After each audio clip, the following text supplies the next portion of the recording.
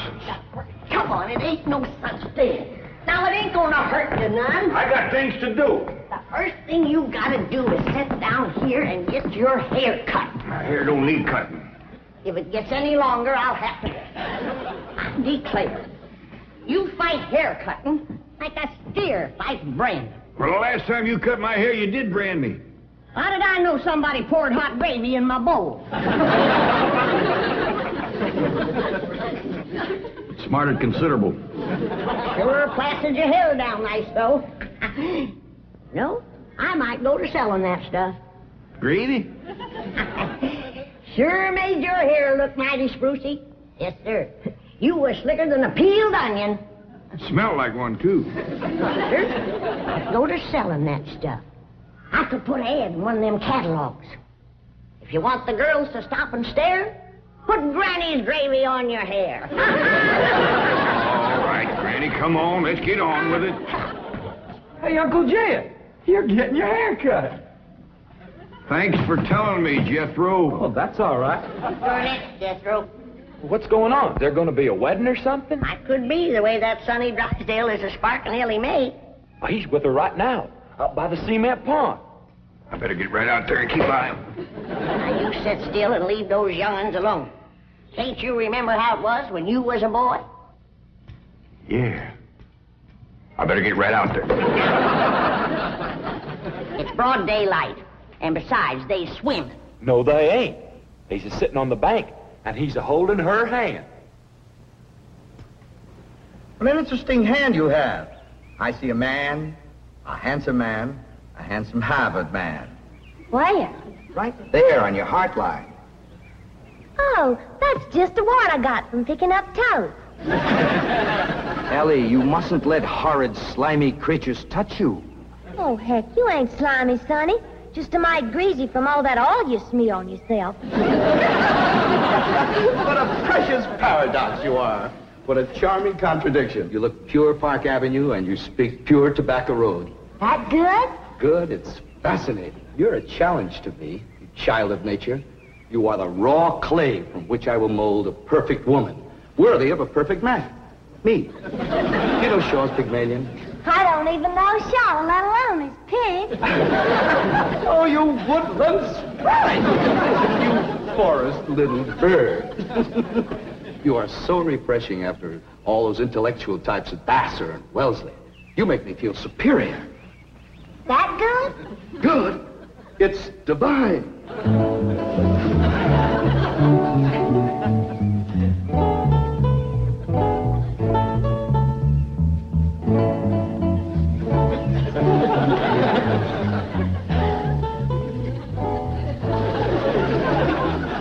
I am Caesar, and you are a fair-skinned captive, a barbarian slave.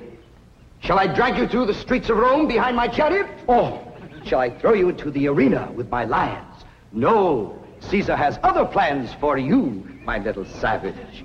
You shall be my slave, yes, but only the invisible bonds of love shall make you my prisoner. Come, I shall strum upon my lyre and recite odes to your beauty. What say you to that, fair maiden? How speak you now to mighty Caesar? I declare, Sonny, you're more fun than a bucket of tadpoles.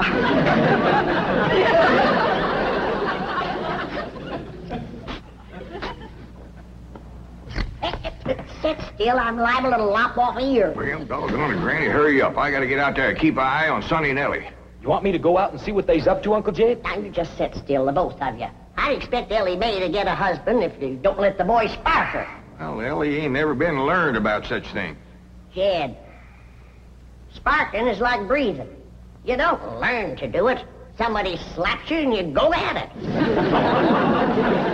Boy slaps. Now, I declare you're wiggling worse than a worm in a bait bucket. You want your daughter to be an old maid? Of course not. Next year she'll be too old to get a husband. She's almost 18. Ain't that old? Sure is. She done waited too long, Uncle Jed. Why, no boy wants to marry up with a middle-aged woman. Elly May can get herself a husband anytime she wants to. Well, she's the purtiest and... Now, don't get your old feathers riled up, you old rooster, you. Ellie May will be all right if you just leave her alone. Well, I ain't sure Sonny Drysdale's good enough for her. He's considerable older than she is. Well, don't worry about that, Uncle Jed. His family lives a heap longer than most folks. Yeah? Yeah. Sonny told me that there's been a member of his family living in Boston since 1632. Well, that rascal's over 300 years old. He was a greening you. Yeah, you sure swallowed a whopper. No, ma'am. Sonny's honest. Why, he's so honest, he has to have somebody do his lying for him. Do his lying for him? Yes, sir. Why, I heard him call through the heads to Elly. He says, I'm coming over to serenade you, and I'm gonna bring my liar. Veni, vidi, vici. The world lies conquered at my feet. And yet, I tremble at the nearness of this flaxen-haired barbarian. Could it be that the invincible Caesar is about to be vanquished? Not by the spears and arrows of the Gallic tribes, but by Cupid's dart? Yes, fair maiden, you have done what your fierce kinsman could not. You have brought mighty Caesar to his knees. Come, I will take you to my palace, and there compose odes to your beauty. See yon window, 'tis the emperor's suite.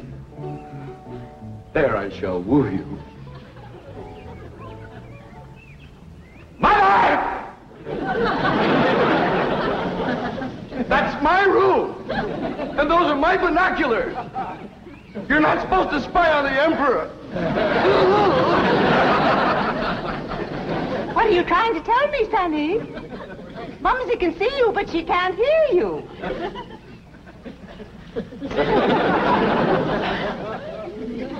Yes, darling, Mumsy is watching. You look magnificent, like Apollo, the god of manly youth and beauty, the god of poetry and music. Look out! You're getting near the water. Be careful. Wait! Mommy will get your inner tube. Come, fair maiden, and I shall sing of your golden tresses, and your azure eyes, and your skin of alabaster, and your other charms that set me aflame. You mean you're really burning? Yes, dear one, and only you can put out the fire. Okay.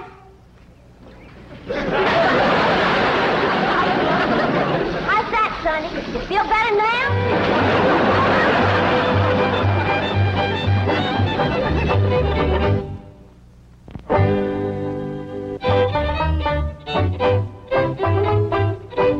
All right, Jethro, you're next. Oh, hi, Elly May. Where's Sonny? Well, he run home to his mama. You didn't throw him down and hurt him again, did you? Don't you know, Pa? He caught fire, so I wetted him down in the pond. Sound like you done the right thing. How'd you catch fire? He said it was my charms that set him to burning. What charms was you toting? Well, just my sack of crawdad bones and my buckeye. You never heard of crawdad bones and a buckeye starting a blaze? What happened to your rabbit's foot? I didn't have it. There you are. You can expect trouble when you ain't toting a rabbit's foot. You know what my teacher over at Pot School said about toting a rabbit's foot? What? She said it's a superstitious invocation contradicted by scientific knowledge. It's always nice to know you ain't been doing something foolish. Don't you worry none, Ellie. You go jump into a purty dress, and I'll whop you up a love charm that I guarantee'll bring Sonny Drysdale back. Yes, I am, Mother. I'm going back. Sonny, darling, you're delirious. Here, breathe some of this penicillin. I'll send for an ambulance. Mother, I am perfectly all right. Of course you are, precious. A nice rest in an oxygen tent is all you need. I don't need an oxygen tent or an ambulance. All right, just relax. And Mumsy will call the police. Police? But of course. I mean to have that violent, dangerous girl arrested for attempted drowning. Mother, you will not call the police. I'm going back there right now to see Ellie May. Ah, darling, that's very brave of you, but you're in no condition to make a citizen's arrest. Mother, I'm not going to arrest her. I want to help her, to work with her, to tutor her. What? She's like a wild, wonderful jungle cat, and I'm going to tame her. Sonny, you are delirious. I'll call the doctor. Mother, mind is made up. That girl needs me. For the first time in my life, somebody really needs me. I need you. The whole world needs you. Elly May Clampett needs me, and I need her. I'll be her Pygmalion, and she'll be my Galatea. Sonny, you're not becoming emotionally involved with that creature. She's not a creature, Mother. She's a girl.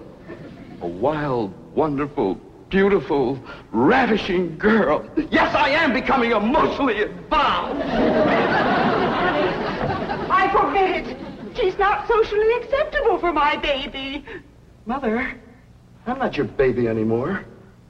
I'm a man in search of a woman.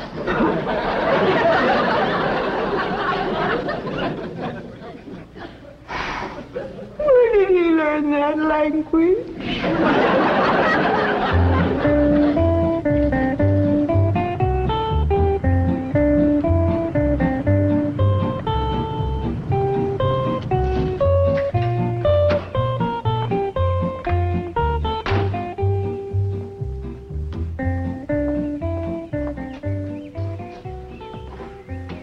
Hello, Duke.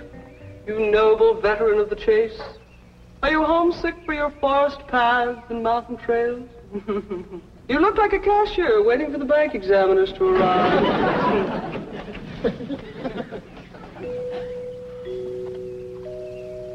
You know, if you were a cashier, you could hide $1 million in here.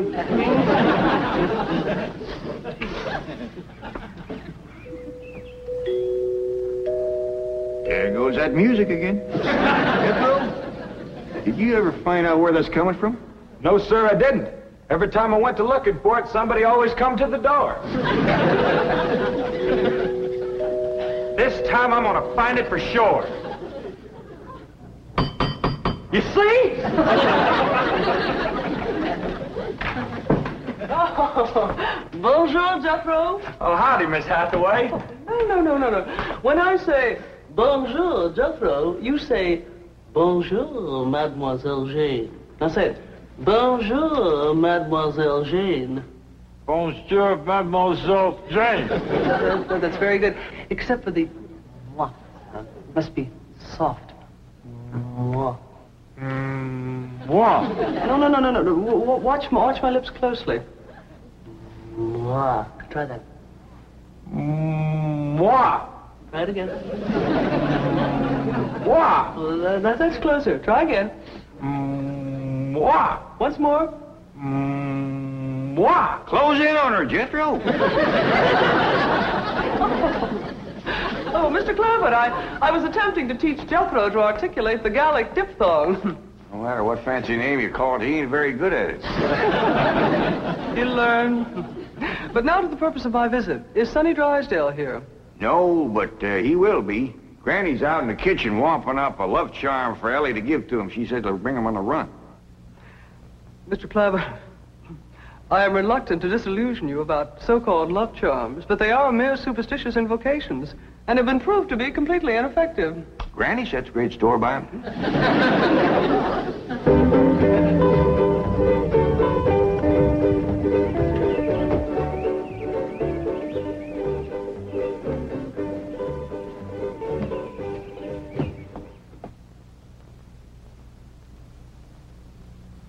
Here you are, Ellie. One guaranteed love charm. Guard it with your life. What's in it, Granny? Oh, I dasn't tell you. Leastways, not just yet. But I'll give you the secret before I go on to my reward like my granny done to me. I'll guard it too, Granny. Granny? Granny, Mr. Clampett tells me that you've conjured up some sort of love charm for Elly May. Right here it is. It's made out of all secret stuff. That is ludicrous, irrational, sophomoric, and pure hokum. You didn't even guess one ingredient. No, Granny. Don't you come spying. I'm telling you for the good of the country. If the secret of this love charm ever got out, I shiver to think what might happen. I wouldn't want it on my conscience. Hear me now, mongrel. Neither sleep, nor snow, nor vicious beast shall keep me from the side of my beloved. Here I come, ready or not. So, you still think it won't work, huh? That is correct. All right, Ellie. Open up the pouch, Mike. Now, when I drop this starching powder in it, quick close it. Press it to your heart. And say, darling, darling, my true love, come a-swooping like a dove. Darling, darling, my true love, come a-swooping like a dove. This is Ellie! Ellie! I have flown to your side in spite of all danger. What fate, what power have I to thank for giving wings to my feet? That little old charm maker, me.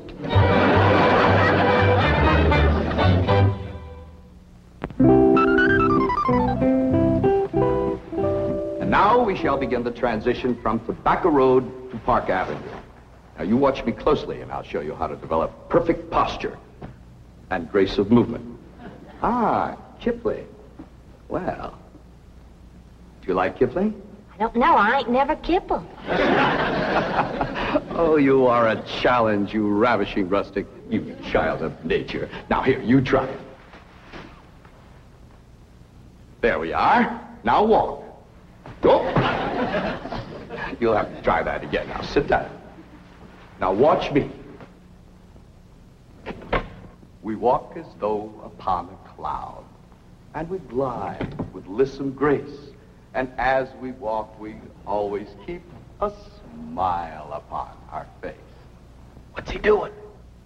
That there is something called Kipling. He's trying to learn it to Ellie. Now, this is how you sit in a chair, smoothly and gracefully. There ain't no chair where he's a-sitting. I know. What do you reckon's wrong with that rascal? Appears to me he's about 2 bricks shy of a load. Turn old Duke loose so we can go in there and protect Ellie. Now we'll practice diction and intonation at the same time. How now, brown cow? How now, brown cow? What's he talking about? He thinks old Duke is a cow. You best fetch Granny. Appears to be she's threw too strong a charm on that boy.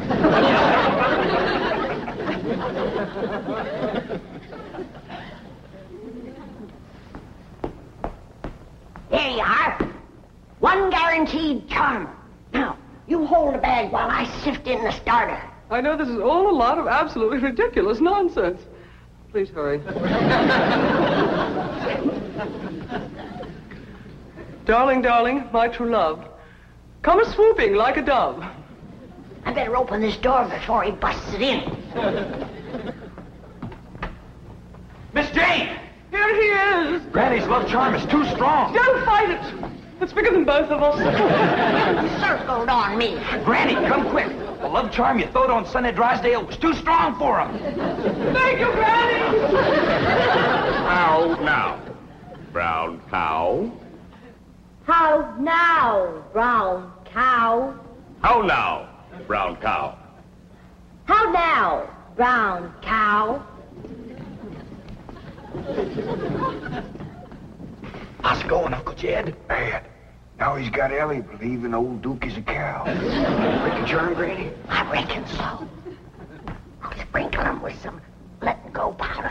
While you're at it, will you sprinkle some on Miss Jane? She's shutting off the blood to my arm. How now, brown cow? Secret powder white as snow. Make the charm of love let go. What did you do? The spell is broken. Now please, everybody listen to me. I must have complete quiet and concentration if I am to transform this bucolic beauty into a sophisticated debutante. Now, I have studied drama at Yale, Harvard, Princeton, and Dartmouth, and I am probably the only living man who can accomplish this difficult cultural metamorphosis in the brief time available. Now, everybody please go while I transfuse into this simple, untutored mind the charm, the polish, the splendor that is Sonny Drysdale.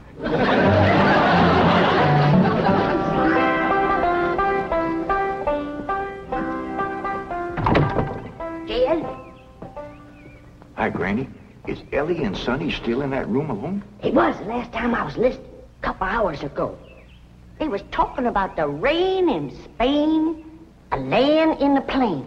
Well, I guess they can't be up to no nonsense if they're talking about the weather.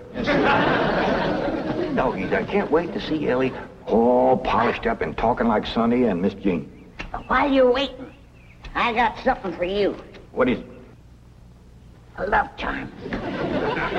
What in Sam Hill I want with that? It ain't what you're wanting, it's what you're getting, a woman. And it's high time you got one, being a widower. Besides, the moon is right.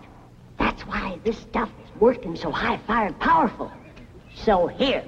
Well, I ain't interested in none of these la-di-da Beverly Hills women, so here.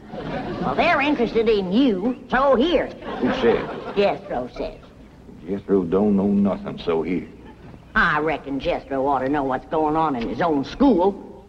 Besides, I saw her making sheep's eyes at you, so here. You caught who making sheep's eyes at me? Mrs. Millicent Schuyler Potts, that's who. Oh, now. You did? Educate a woman like that? Jethro says she asks for you every day. Oh, what she want with an old mountain goat like me? If I was to put a little starting powder in there, and you was to say the magic words, no woman could resist you. I don't hold with stuff like this. You're scared, ain't you? Oh, I ain't a scared. Then go ahead. I double dog dare you. Well, Open the pouch a mite. Now, well, this is just a lot of doggone nonsense. close it tight, clamp it to your heart, and say the words.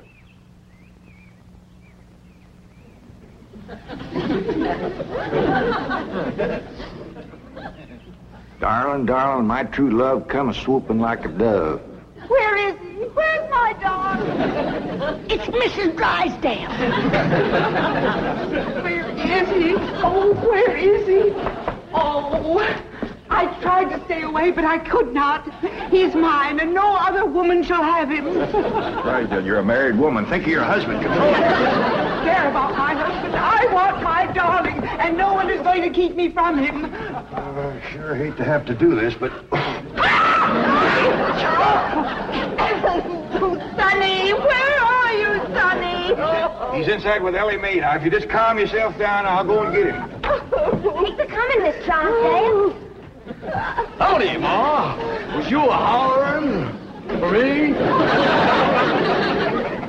They brainwashed you.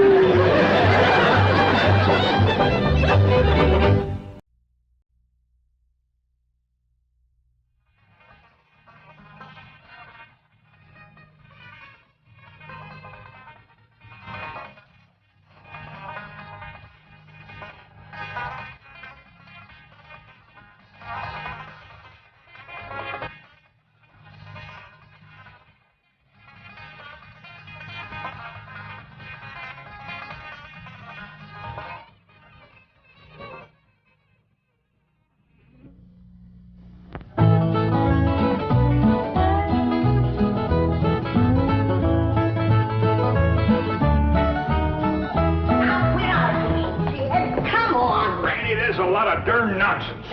Come on, it ain't no sense.